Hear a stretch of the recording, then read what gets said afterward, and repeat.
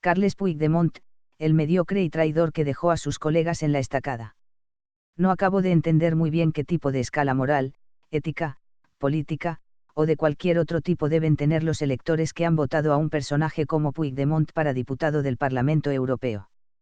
Pero no deja de ser paradójico que, mientras otros golpistas independentistas permanecen en prisión, que no tuvo el valor suficiente para enfrentar las responsabilidades de sus actos, lleve una vida de príncipe en el exilio. Oriol Junqueras y otros presos independentistas han obtenido votos suficientes para lograr escaños en el Congreso de los Diputados. Su gente les ha votado, les tiene como mártires de la persecución del Estado español y todas esas majaderías, y los trata como a héroes. Todo eso entra dentro de lo normal, sin que lo normal sea necesariamente correcto, como suele suceder en política. Pero insisto, ¿cómo es posible que otros electores indepes hayan votado en número suficiente a un cobarde que se distinguió por dar la espantada cuando unas horas antes animaba a todos los demás a permanecer en sus puestos? Porque queda para la historia ese magnífico momento en el que, según contaron después fuentes del partido de Puigdemont, fue el mismo Artur Mas quien llegó a exclamar literalmente "Cu fill de puta". Per quin fill de puta, cuando unas horas después ya era de dominio público que Puigdemont se hallaba fugado en Bruselas. Seguro que alguien podría argumentar que Puigdemont huyó, o más bien, se retiró estratégicamente para poder seguir la lucha independentista desde el exterior.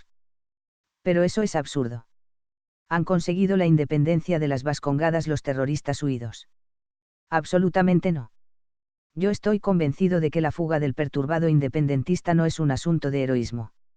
Aquí no estamos hablando de la defensa a ultranza de la República Catalana como un ideal.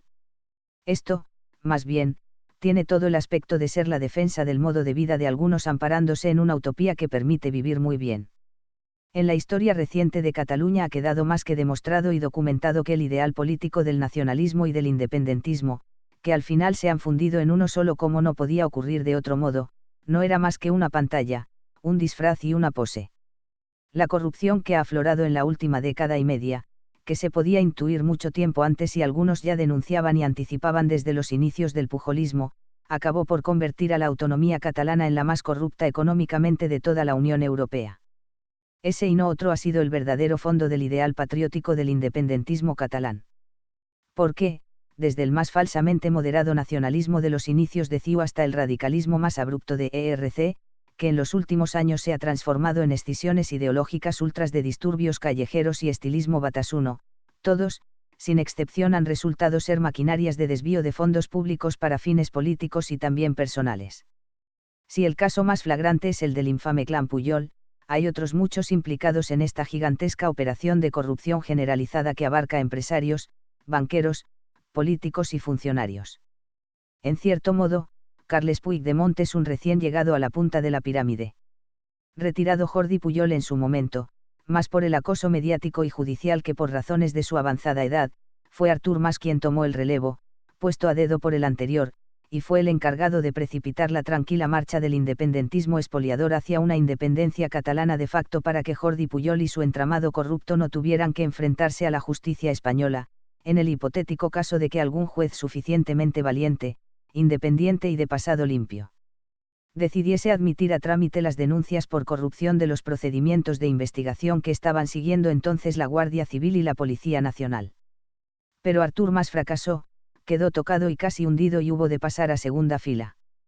Fue en ese momento cuando un Puigdemont sin apenas méritos de ningún tipo, pero suficientemente sectario de la causa indepe, fue traído de esa misma segunda fila y puesto al frente del poder visible de esta trama corrupta. Y como personaje menor que es el fugado en cuestión, desde que cruzó los Pirineos no ha dejado interpretar un esperpento que a él le habrá venido muy bien para seguir viviendo como un privilegiado bajo el paraguas protector de un país de degenerados como es Bélgica, pero que le ha colocado en una situación que, por mucho que se prolongue en el tiempo y por muchos privilegios que él pretenda obtener, acabará por dar con sus huesos en la cárcel como asome la nariz por nuestro territorio nacional. Lo más triste de toda esta delirante situación, bajo mi punto de vista, es que no pocos tarados contribuyen con sus donativos a mantener el exilio de príncipe de Carles Puigdemont cada vez que este farsante anuncia que hay que ponerlas para mantener la lucha del pueblo catalán por la libertad. Y que estos tarados son los que dan la imagen general de una Cataluña fanatizada en la que también viven otros muchos que no son radicales, ni independentistas, ni corruptos, ni vagos que viven de lo público.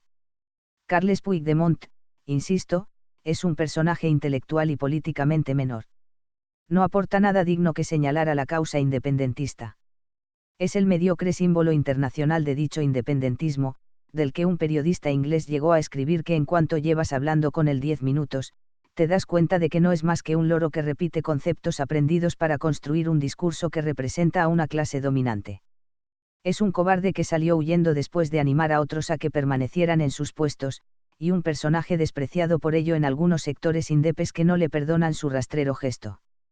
La suerte que tiene hasta ahora este fugado de la justicia es que enfrente tiene a políticos tan mediocres como él mismo, también simples marionetas de ese mismo poder que domina la gigantesca e inamovible trama de corrupción que quita y pone piezas en el tablero de juego según convenga a su interés y objetivos.